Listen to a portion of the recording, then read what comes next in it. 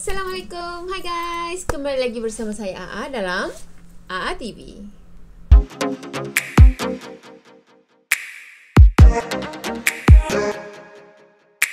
Baiklah, dalam video ngeri kali ini saya akan ceritakan tentang seorang pembunuh bersiri yang juga dikenali sebagai Bikini Killer. Nama pembunuh ni adalah Charles Hobart tau. Dia lahir dekat Saigon. Saigon tu kalau sekarang ni kita lebih kenali dengan nama Ho Chi Minh dekat Vietnam tu yang selalu kita pergi shopping.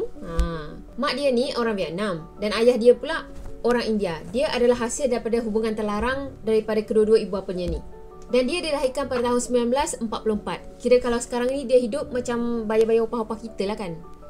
Charles ni banyak lagi nama gelaran lain selain daripada Bikini Killer tau. Antaranya Splitting Killer dan juga The Serpent. Charles ni pada masa tu boleh dikatakan sangat terkenal dan bahkan dia menjadi seorang pembunuh yang sangat ditakuti di Asia Tenggara.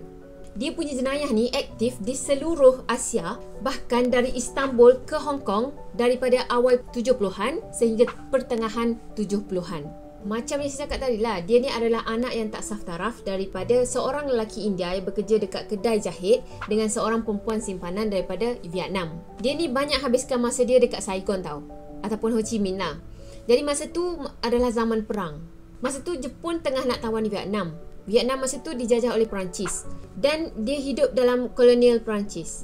Tak lama lepas tu mak dia kahwin dengan seorang tentera Perancis. Lepas tu mak dia dengan tentera Perancis tadi balik ke Perancis dan dia mendapat warga negara Perancis. Masa duduk kat Perancis tu pun ada je yang dia tak puas hati tau. Sampaikan dia simpan 2 buah bot untuk lari daripada Perancis. Dia nak lari ke mana tau? Dia nak lari ke Afrika. Okey, awal penglibatan dia dalam dunia jenayah ni adalah masa dia remaja lagi tau. Dia pergi mencuri, pergi sambung suruh rumah pakai pistol. Masa itulah dia pertama kali ditangkap dan juga dipenjarakan. Jadi dalam tempoh dia duduk dekat Perancis tu pun, banyak masa dia keluar masuk penjara je. Okey, sekarang dah habis sejarah dia masa dia kecil dan juga remaja. Sekarang kita ke dia dah dewasa.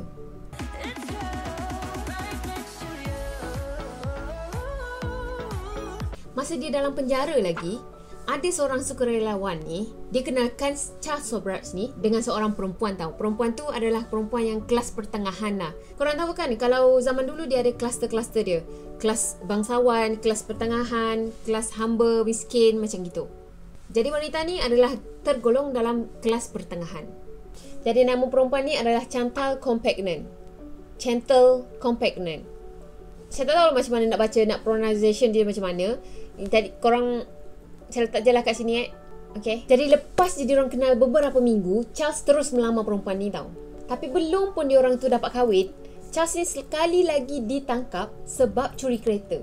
Jarang tahu ada perempuan macam ni. Chantal ni, dia punya setia, dia tunggu juga si Charles ni keluar dari penjara. Lepas tu diorang pergi kahwin. Lepas je diorang kahwin, diorang berdua sama-sama melakukan jenayah di seluruh Asia dan juga Eropah. Jadi kejahatan yang diorang lakukan memang banyak sangat lah. Ada beberapa yang boleh dilistkan dekat sini. Pertama di Yunani. Charles ni dia kena tangkap dan dihukum 18 tahun penjara. Tapi bijaknya orang jahat ni, dia boleh pergi tukar identiti dia dengan adik dia. Dan last kali adik dia yang kena hukum penjara bagi pihak dia. Kesian adik dia kan? Akhirnya, isteri dia tadi lahirkan seorang bayi perempuan. Lepas tu dia hantar anak dia tu ke rumah orang tua isteri dia. Yelah, sebab masa tu kan suami dia dah kena tangkap 18 tahun dalam penjara. Mungkin faktor kewangan juga, jadi isteri dia ni hantar anak dia tadi ke rumah bapa dia. Yang kedua, kes di Afghanistan. Pasangan ni dua-duanya pun kena penjara sebab tak bayar bil hotel dengan sebab curi kereta. Senilah Charles tu dia ugut pegawai penjara dekat sana. Lepas tu dia melarikan diri. Dia tinggalnya seorang-seorang isteri dia meringkuk dalam penjara. Lepas tu punya lagi geh, dia balik ke Perancis untuk culik anak dia daripada bapa mertua dia. Dan lepas je isteri dia keluar daripada penjara, isteri dia pergi ambil balik anak dia tadi. Dan dia berpindah ke AS. Yang ketiga, masa kat India pula. Dia buat plan tau. Dia nak rompak satu kedai permata ni. Dan dia jadikan seorang penari flamenco sebagai tebusan. Jadi lepas saya search macam mana penari flamenco tu, rupanya macam ni. Si penari tadi dia tahan dekat bilik hotel penari tu tau. Agaknya bawah bilik penari tu adalah kedai permata. Jadi dia cungkil papan lantai tu dan dia masuk melalui atas lah, sebelah atas lah kan. Kes rompakan ni menyebabkan dia terkenal di seluruh India. Lepas tu dia terpaksalah melarikan diri daripada India ke negara lain. Tak lama lepas tu dia berjumpa dengan Mary Andre Leclerc. Mary Andre Leclerc. Okey, saya letak nama dia kat sini, terserah korang lah nak baca macam mana, sebab saya pun tak tahu macam mana pronunciation-nya. Ni nama gadis Perancis, tapi kita panggil dia dengan nama Mary je lah. Mary ni betul-betul jatuh hati dengan si Charles ni tau, sampai dia sanggup buat apa je untuk si Charles ni. Sampaikan last-last si Mary ni kena tangkap polis sekalipun, dia tulis dekat dinding lockup dia tu macam ni tau. Saya bersumpah dengan sendiri sendiri untuk mencuba segala cara untuk membuat dia mencintai saya. Tapi akhirnya sedikit demi sedikit saya menjadi hambanya. Akhirnya saat yang paling mengerikan pun tiba, di mana saat dia digelar sebagai pembunuh bersiri. Jadi Charles dengan Mary tadi, dia berpindah ke Bangkok, Thailand. Jadi dia mulakan hidup baru dekat Bangkok tu sebagai peniaga batu permata. Sebab tadi kan dia dah curi banyak batu permata daripada India tadi. Mungkin dia bawa ke Bangkok, Thailand tu untuk diniagakan. Tapi dalam diam-diam sambil-sambil ke Bangkok tu pun, dia dah bunuh dah seorang pemandu taksi. Dan pemandu taksi ni adalah warga negara Pakistan. Katanya nak mulakan hidup baru, tapi sampai je sana terus bunuh orang. Jadi masa dia lari daripada polis dekat Thailand tu, dia berjumpa dengan seorang lelaki ni tau. Seorang lelaki ni penjenayah juga, nama dia Ajay Chaudhuri. Ajay ni keturunan India tau. Yang last Ajay ni jadi geng dia untuk buat jenayah. Di Thailand ni lah dia mula buat pembunuhan yang sangat-sangat menggilakan. Antaranya dia dah bunuh pelajar daripada Belanda, iaitu Henricus Bintanja dan Cornelia Hemke. Modus operandi yang dia guna adalah dengan bagi ubat bius dekat mangsa-mangsa dia. Lepas tu dia jaga dan dirawat mangsa-mangsa dia yang dalam separuh sedar tadi. Dan dia minta untuk diorang ni dengar cakap dia. Tapi apa sebenarnya yang dia minta daripada mangsa-mangsa dia ni masih lagi jadi tanda tanya dan jadi misteri sampai sekarang ni. Sebenarnya teman wanita dia tadi, si Mary tu, adalah seorang jururawat dekat Perancis, Kanada. Jadi dialah yang akan merawat mangsa-mangsa ni untuk dengar dan ikut cakap Charles ni. Tapi kalau mangsa-mangsa dia ni tak nak ikut cakap Charles, Charles ni akan bunuh mereka dengan sangat kejam. Dan benda ni lah yang terjadi dekat pelajar-pelajar daripada Belanda tadi. Jadi pelajar-pelajar ni tak nak ikut cakap dia tau. Lepas tu dia minta Ajay tu untuk bunuh mereka. Macam mana cara bunuh? Dengan mencekik leher sehingga mati. Bukan itu je, lepas dah cekik, dah mati tadi, dia minta Ajay ni untuk bakar mayat-mayat pelajar tu. Tapi lepas dia bedah siasat dia buat, rupa-rupanya pelajar-pelajar tu masih lagi hidup masa dia orang bakar tu tau. Tak boleh nak bayang macam mana dia orang kena bakar hidup-hidup. Ada juga masa-masa lain yang datang daripada AS, Kanada, India, Belanda, Israel. Caranya tetap sama. Dia bagi dulu ubat bius, lepas tu dia bunuh. Tapi cara bunuh tu macam-macam lah. Ada yang dilemaskan, ada yang ditikam, ada yang ditembak dan macam-macam lagi. Kebanyakan mangsa-mangsa Charles ni adalah backpacker. Sebab itulah ada juga orang yang gelarkan dia pembunuh backpacker. Nanti dia akan bagi minuman ringan dekat pelancong tu.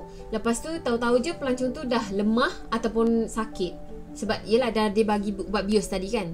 Tapi yang peliknya, dia akan tahan mangsa-mangsa dia ni selama seminggu ataupun 2 minggu. Baru dia bunuh. Maksudnya ada sesuatu yang dia nak daripada mangsa-mangsa dia ni. Charles ni dah bunuh 12 orang masa dekat Bangkok tu. Dan kebanyakannya adalah pelancong-pelancong muda.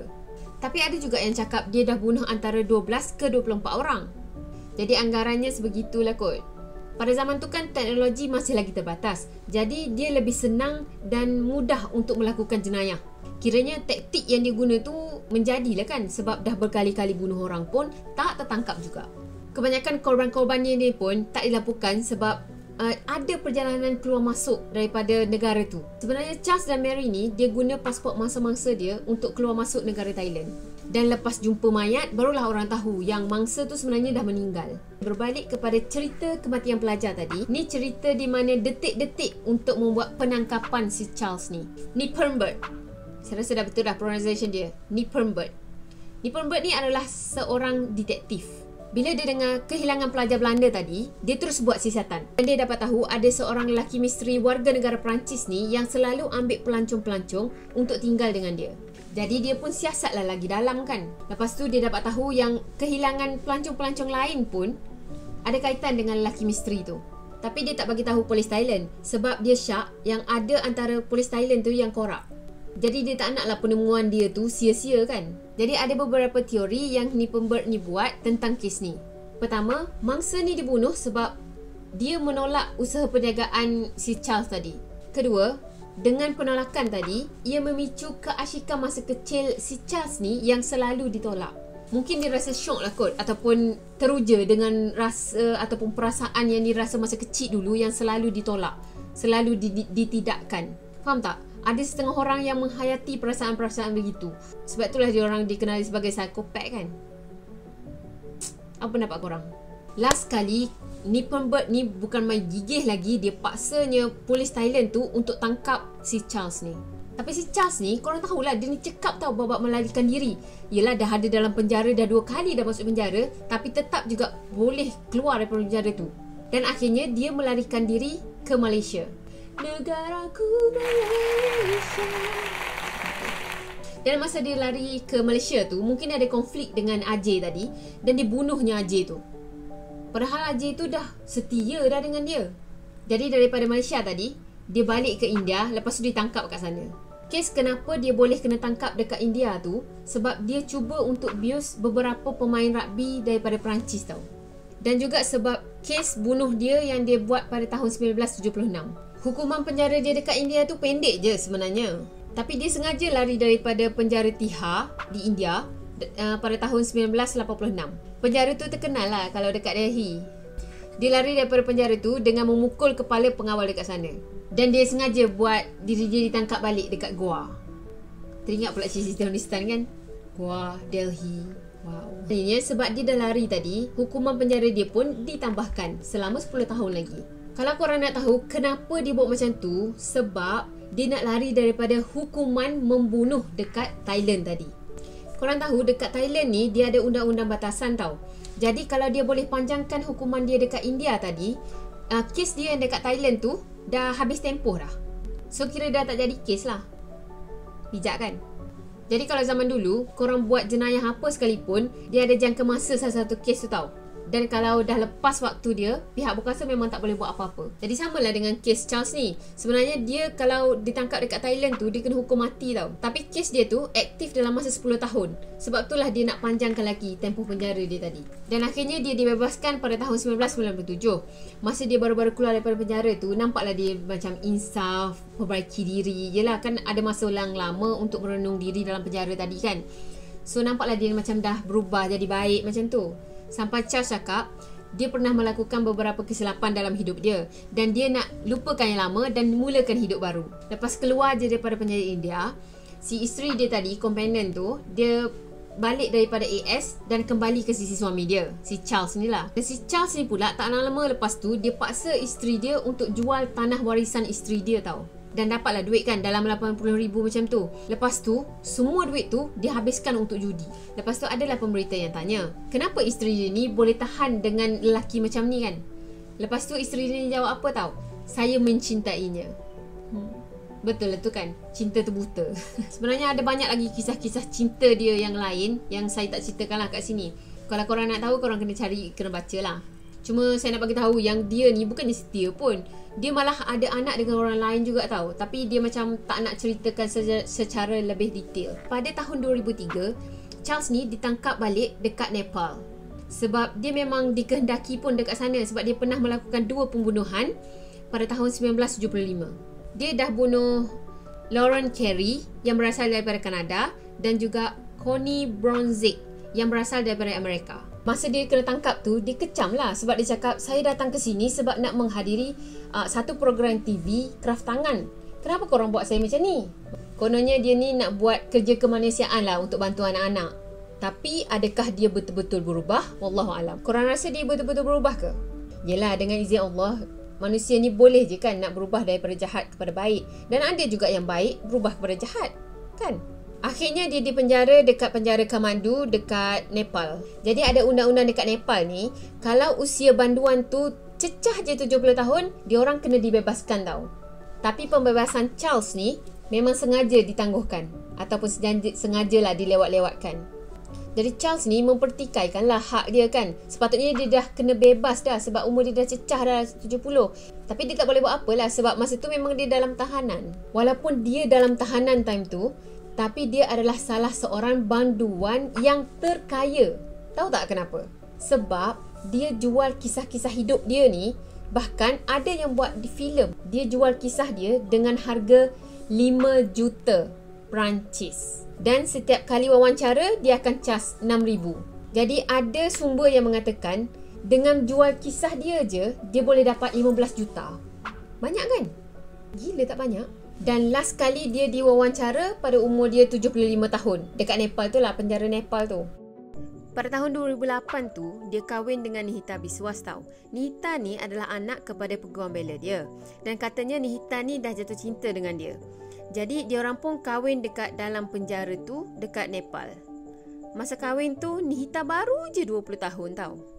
Sampai sekarang ni pun tak ada lagi berita yang mengatakan dia sudah meninggal dunia. Mungkin dia masih lagi menjalani proses penjara dia dekat Nepal tu. Panjang kan kisah dia? Yang menariknya cerita kali ni bukanlah kisah-kisah pembunuhan yang dia lakukan tau. Tapi sebaliknya kisah hidup dia yang panjang sampai 75 tahun masa tu.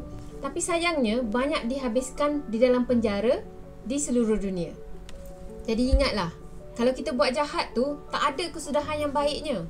Last-last, kesudahan yang buruk juga yang kita dapat. Jadi sebagai manusia, kita kena selalu buat benda yang baik-baik supaya benda baik juga yang datang kat kita. Apa yang kita tanam, benda tu lah yang kita makan kan. Macam kita tanam buah rambutan. Buah rambutan lah kita makan. Korang rasa macam mana? Kita semua jadi yang lebih baik daripada kita hari ini. Okey, saya rasa video untuk kali ni sampai di sini je. Ni pun dah panjang dah. Kalau korang ada sebarang cadangan untuk saya ceritakan cerita apa-apa je, korang boleh tinggalkan komen di bawah. Jangan lupa like, share dan subscribe.